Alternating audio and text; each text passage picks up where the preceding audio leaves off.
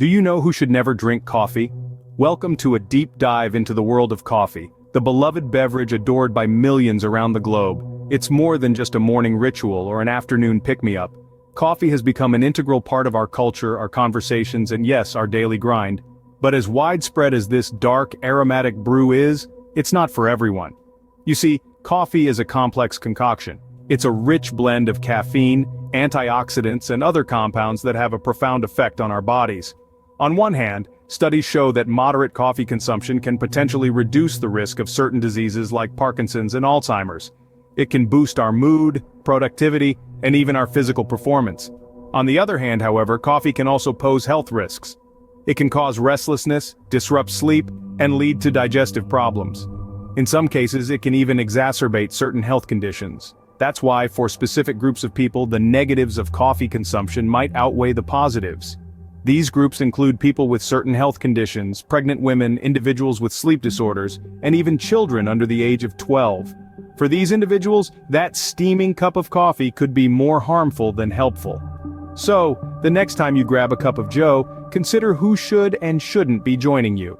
Now, let's dive deeper into the list of who should hit the brakes when it comes to coffee. First up, we have people with irritable bowel syndrome, or IBS. Coffee can stimulate the intestines, which might be too much for those with sensitive digestive systems. The same logic applies to those suffering from diarrhea, and the gastroesophageal reflux disorder known as GERD. Coffee, especially when consumed in large quantities, can exacerbate these conditions, making life even more uncomfortable.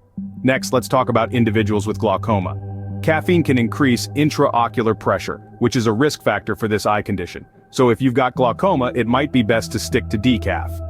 On a similar note, those with an overactive bladder might want to rethink their morning brew. Coffee is a diuretic, which means it can increase the urge to urinate. It's not an ideal situation for those who already have a hard time controlling their bladder.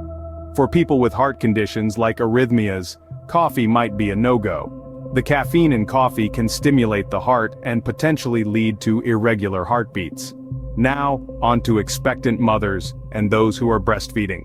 While an occasional cup might not do any harm, excessive caffeine intake can potentially affect fetal growth and might pass into breast milk, impacting the baby. If you're someone who struggles with sleep disorders, drinking coffee could make it even harder to catch those much-needed Z's. Caffeine can interfere with the sleep cycle, leading to restless nights and groggy mornings. People with high levels of anxiety or those prone to panic attacks should also be cautious.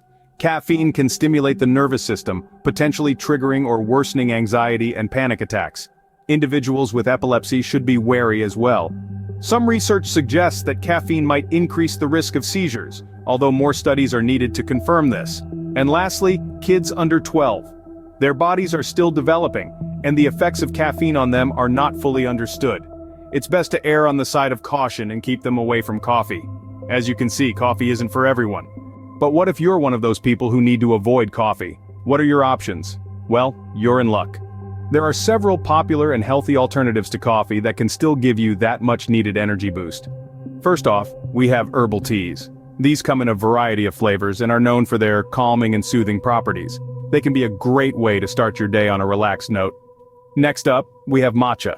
This green tea powder is not only packed with antioxidants, but it also contains a moderate amount of caffeine to help you stay alert. Plus, it's a staple in many health-conscious diets. Lastly, there's chicory coffee. This is a caffeine-free alternative that has a taste similar to coffee. It's made from the roots of the chicory plant and is often used as a coffee substitute. Remember, it's always important to listen to your body and choose what's best for you. So there you have it. We've taken an eye-opening journey into the world of coffee consumption, identifying the groups who should consider alternatives to this beloved beverage, from those with certain health conditions, to the pregnant or nursing, even kids under 12. The key takeaway? Being mindful of what we consume is crucial. Understand your body, know your limits. Don't forget to like, share, and subscribe for more fascinating facts. Until next time, stay healthy and informed.